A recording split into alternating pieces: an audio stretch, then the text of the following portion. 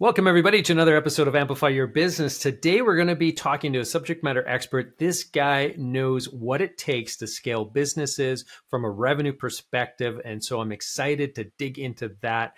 First off, though, I want to introduce him. It is Christian Solomine. He is the founder and CEO of Fractional CRO. And you might be wondering, what is a CRO? We'll get into that in a second, but I want to welcome you to the show, Christian.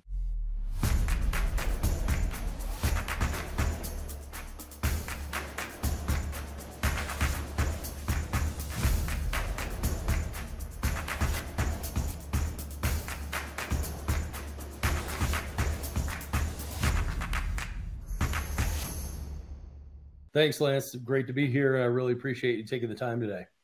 Well, I definitely appreciate you coming to us with your knowledge, the almost 2 decades of experience in this area. So define what CRO is for our audience who aren't familiar with that term. Sure. CRO is a relatively newer term used in the space. It's a chief revenue officer. And in the past, different functions existed in businesses: chief marketing officer, SVP of sales, customer success. And about 5 years or so ago, people started using the term chief revenue officer. And it's a little bit different than an SVP of sales. In most organizations, the way people define it, it's a member of the executive team where you would have the functions of marketing, sales, business development, customer success, all the revenue generating elements of the business roll up to that one person, and that's a chief revenue officer. Now, I love that you included the CMO role, the chief marketing officer, within that revenue side of the ledger, because there's a lot of people that consider that to be a cost center, not a revenue center. And so as a guy who, lives and breathes marketing every day, that's always a bit of a sore point for me. So I'm glad to see you recognize that as being a chief driver of the revenue side of things. So now, as your role as a fractional CRO, what is it that you do when you come into an organization and are helping, company X with their challenges, which I presume are around how do we boost our revenues? How do we generate more sales? I would think is really the direction that they're wanting you to take them. Yeah, well, it's good that you call that out. I mean, there's a lot of different things in terms of how people define fractional. It's not a consultant. It's basically a member of your executive team that is spending a specific amount of their week working with you. So they're doing all the same things a full-time chief revenue officer would do, or a fractional CTO would do, or a fractional COO would do, but a specific dedicated amount of hours or days of the week. So no different than a full-time employee in what they're doing. It's just you might get 20 hours or 10 hours or 30 hours. The difference between that and an interim would be a full-time person that's only around for a specific amount of months or weeks or whatever it may be. And it's different from a consultant that might be more hourly based or deliverable based. Hey, I'm going to deliver XYZ project for this amount of dollars. A fractional executive is a member of your team, but you're just not getting the full amount of their time. Now, a lot of people say, well, why would we do this? Well, there's a lot of reasons. You may not have figured out product market fit. You may have limited budget. There's a lot of different reasons why hiring someone as a full-time CRO or COO or CFO just might not be in your budget. You want their expertise, but you don't necessarily know if you need them in that full-time capacity for a long amount of time. But there's a lot of just inherent benefits to having someone who's been doing that sort of work for other organizations and allows you to free up some cash to do some other things. Yeah, and I want to I think expand upon that a little bit, or from my perspective anyway, is when you're talking about fractional, I think one of the biggest advantages, not only can you right size that position to the budget that you have, right, and the time commitment that you need from that expert, but I think what you said towards the end there, the experience that you have working with a bunch of different companies, whether that's simultaneously or some of the companies that you've worked with in the past, I think the fractional people who are coming in, those experts, are coming in with a lot more hands-on experience with a wide variety, oftentimes, of types of businesses, not necessarily different industries. I know that is definitely the case for a lot of fractional people as well, but more so in having lived, fractionally within a bunch of different organizations. And that knowledge and understanding, having a pulse of what's going on today without having, that echo chamber of the current or the only business that you're working in. If you're singularly working in one business, you don't have that same cultural echo chamber, that you just don't really get exposure to all the rest of the business community out there. And so you have a much better, I think, window into the way that good functioning organizations are working, poor ones are working, and ones that are just kind of average. And you can see the best practices like firsthand. And I think that's very different than having somebody working for you full time or having somebody working for you, on an hourly basis or something like that. I think the fractional has a huge advantage over that. Yeah, that's 100%. I mean, when you work with a lot of different organizations, you see many, many different things. If you're just with one for 10 years, you kind of understand the way that organization works, challenges that they may have. But I see a lot of patterns and similarities where people are doing right things, people are doing wrong things, people need a little bit of guidance one way or another. And you get that by working with a lot. Everybody has their different profile for what they go after if they do fractional work. But if you generalize, a lot of people work with relatively smaller businesses, could be sometimes seed, Series A, Series B. After that, you go, most of them would hire a full-time CRO. It's a very normal thing. Employee size, 10 people, they kind of start having budgets for folks like this. And some organizations up to 500 people will hire fractional. But after that, a lot of the times organizations make the investment in a full-time, executive in those roles. Yeah. So now tell me, from the experience that you have in working with all these different businesses, what are you typically finding in terms of some of those patterns that you were saying that you get to uncover because of the volume or the number of different kinds of businesses that you're working with? Sometimes it's product market fit. Other times it's go-to-market strategy. A lot of companies don't have a really well-defined sales playbook. So not understanding their buyer personas, their sales plays, how they price, demo scripts, like just it seems simple, if you work for, more established organizations, but a lot of smaller business can tend to be a little haphazard in terms of what they built, and they just need a little guidance to hone in on what their key value propositions are, just to make a little more standardization to how do they go to market. So most of them is nothing crazy. I haven't worked with any businesses that have no product in market. It's always something, and it's just really refining how they go. And then in other cases, I work with companies, they just want to find a better way to differentiate against well-established incumbents in certain markets. So now when you come into a business, what are some of the first things that you are doing?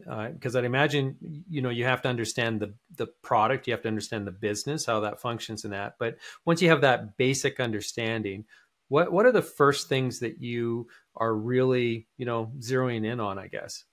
I'm not actually zeroing in on anything, and I'll tell you why. I'm just listening a lot because most of the time the people I talk to are the CEO, and they have a perspective on certain things, but I want to meet other members of the team. And then it helps me hone in on, okay, you say you want this, but this isn't really the challenge that you're facing. So most of what I do outside of learning the business, because I want to understand their product, how it works, what the value proposition is, but really listening to the executive team for the challenges that they're facing, and then identifying ones that we can spend more time on versus the others. I don't try to boil the ocean. Like most companies have a couple tactical things that are big challenges for them. And then I'd like to figure out from the various different leaders in the organization, is that really truly a challenge? You know, where are you facing hurdles, and then hone in on those things. This isn't something, because you're fractional.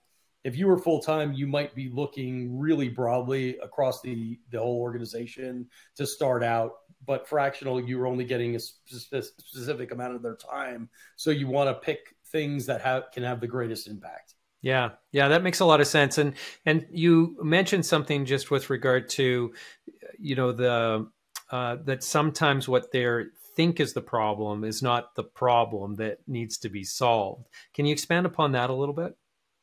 Yeah, I mean, there's all different sorts of companies. Sometimes they think it's a product feature function. Sometimes they think it's a marketing issue. A lot of it just comes down to clearly articulating value proposition, getting the fit in the market, and then making it repeatable. Most of the ones I work with still aren't at product definition phase. They're a little bit past that. So it's not necessarily, hey, I'm building this new thing. I don't even know who would want to buy it. It's like, I've got this thing, it's built. I'm having challenges selling it. I'm not sure why. What are we doing wrong? Are we talking to the wrong person? You know, is our go-to-market, marketing campaigns wrong? Like, there's just things like that, just taking an outside look. So there's people who do what I do in a more generalist sense. I focus on 4 vertical markets where I know them really well. I'm not saying somebody would call me tomorrow and say, hey, I work for a pencil company. I need a chief revenue officer. Like, I've used pencils. I use a number 2 pencil, but that's about all I know. So I would push them away more to go get an expert that works in that space. But I try to work with companies where I know the industry really, really well. And that's where I feel I could add the most value. With some other disciplines, they might, from a fractional perspective, maybe a CFO, maybe some other types of roles or functions, they don't need as much industry expertise. But from a go-to-market perspective, I've just found that from a fractional CRO perspective, understanding a couple key vertical markets and then going deep on them is where I could add the most value. So I end up working with a lot of fintech and payments companies, Internet of Things, because these are all companies that I work for when I worked in a full-time capacity, leading sales and marketing teams that I worked in. So it understanding those nuances, I think, helps the clients get faster value. And they have to spend less time teaching you about their business because you already come in with some basic level knowledge. And that's one of the things with the knock that people have on consultants is you end up spending money to educate them for the first 3 or 6 months before they return any value. But fractional folks, if they have industry expertise, and sometimes not, can really hit the ground running. Yeah, and exactly. And I think that that's a really important thing when the audience is thinking about engaging fractional, is to try to find somebody that has some background understanding, some knowledge, some experience within their industry. And thank you for noting the ones that you're involved with, or where your particular expertise lies. One of the things that I often hear from other people that I'm talking to, so entrepreneurs who are have been in the business for quite a while, or have had a number of businesses. And we talk about some of the things that they maybe didn't do right, or that they wish they would have done differently or sooner. And one of the things that comes up quite frequently is systems. And so are you a systems guy? Are you coming in and implementing, new systems within these organizations? Because you're finding that oftentimes that's a part of the struggle, is that they just haven't systematized their processes, whether that's on the sales side or the marketing side or some other aspect of the revenue puzzle? Sometimes. I mean, one of the things I do with most companies is I do a deal flow stage analysis. So all the various stages for what is a prospect to a marketing qualified lead, to a sales qualified lead, to a qualified opportunity, mapping out entry and exit criteria through all those various stages. I take a look at that. I make recommendations on that, because if you can't do that, or your various team members aren't using the same gates, then you can't be talking a similar language about what is a qualified lead at 25%. Yeah. I've gotten into so many companies and they're like, oh yeah, I feel this or I feel that. Like, there's no feeling. Like, yeah, I can't run a weighted pipeline if you're feeling that it's 75%. Like, so doing a lot of that in the beginning, whether they need it or not, one, helps me understand their business. And then it also helps refine what they're talking about as they're going through their stages. So I always do that. And then sometimes if they need some help with various tools on their tech stack, I'll make recommendations on ones that I've used that have worked well, or I'll help them with implementing new ones at other CRO jobs. I've implemented CRM systems from scratch and things like that. That's not really where I spend a ton of time, because most of the companies I come in and talk to already have some level of system, but they might want to augment with like a sales enablement tool or a content delivery tool or other things like that. And I've worked with a variety of those over the past few years. Yeah. And so this is one thing that I also wonder about too, because I've seen this in some of the businesses that, our clients that we work with. And I've also heard this from other people too, is that a lot of time, there's a distraction in terms of picking the right tool, or that you invest in all this technology in the tech stack, but then it's not being actually leveraged properly strategically, is what I mean. I guess it's not being leveraged strategically, and so the tool itself isn't the end all, is what I've experienced.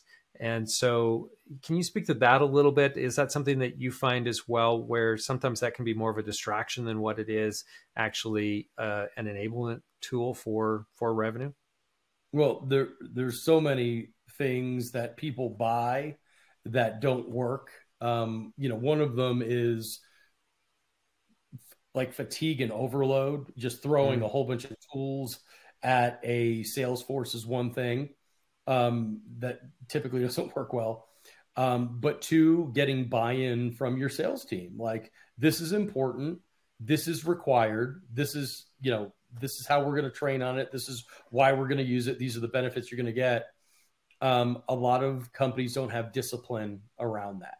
And when you don't, and you have breakpoints, or you just have, a lot of sellers that have been doing, this for a long time, they have their system. And that might work on some level, but when you're making these investments in these tools, which can be quite expensive, some upwards of $100 per salesperson per month, like, it's significant. And that's on top of your CRM costs. That's on top of HubSpot. That's on top of other things. You need to have that level of training and enablement to make sure people understand how to use them, retrain, and reinforce, because if not, what's the point of having them in the first place? There's no, I can't go sign you up using Outreach or Gong or something else like that, and then instantly your sales go up 50% the next month. It doesn't work like that. So you need to have the buy-in from the sales team, from sales leadership, and really from other organizations that tie into to use those tools and make them effective. Yeah. Yeah. I'm also curious, when you come into an organization, do they typically already have, a marketing manager and a sales manager in place? And so then you're there, where these people are essentially now starting to kind of report up to you, or that you're trying to coach them on different aspects? Or do you tend to come in and they don't really even have that layer of leadership there in place yet? I've seen everything. I mean, I've worked with companies that are 12 guys in a garage and don't have any marketing. I've worked with other people that have part-time employees doing that because they're budget constrained. And I've worked with other companies where they have, full team. So it's all across the board. Yeah. Yeah, I guess, right. You get a wide variety of different scenarios that you'd be walking into. Would you mind sharing, some stories from some of the most memorable engagements that you've had? Oh, geez. They're all across the board. So, I started, helping companies back in 2005 with various different things, from recruiting to market research reports to mergers and acquisition, due diligence analysis. So all over the place. most recently worked with a buddy's company that is building solutions for cashless gaming. So the ability to route funds on and off a slot machine in real time on your mobile device basically will, revolutionize the player experience at land-based casino properties. That was really cool. Working with some kids that right out of college that are working on a technology for athlete performance tokens. So you can trade tokens based upon real world athlete performance, more like a cryptocurrency. Another company that does blockchain solutions in Europe for tracking things along the supply chain. So I don't know, just interesting stuff all across the board. And then more traditional payments processing and fintech companies. I don't know if one stands out, but they're all interesting in their own ways. Yeah. That's really cool. Quite the breadth, like what you said, in terms of the types of businesses that you are engaging with. And so it's really exciting. Now, if somebody wanted to connect with you and ask you a question about CRO or potentially engage you, what would be the best way for them to connect? Hit me up on LinkedIn. You go to my website, fractional-cro.com. You contact me that way. And also got a good network of other folks. If you ever need a fractional COO or a fractional CMO, I'm in a ton of networking groups with all these fractionals that, help each other round out their portfolio. So even if you're looking for other stuff and you're just interested in learning more about why you want to work with a fractional, how they can add value, happy to talk about that. Excellent. Well, thanks a lot for stopping by and sharing your expertise and all things CRO related. And for those of you who are listening today and really enjoyed this episode, head over to amplifyyourbusiness.ca. You're going to find a whole pile of stories about entrepreneurship, as well as some interviews with experts just like Christian here today. So thanks again, Christian. Really appreciate it. And for all of you who are listening today, I wish you a prosperous rest of your day.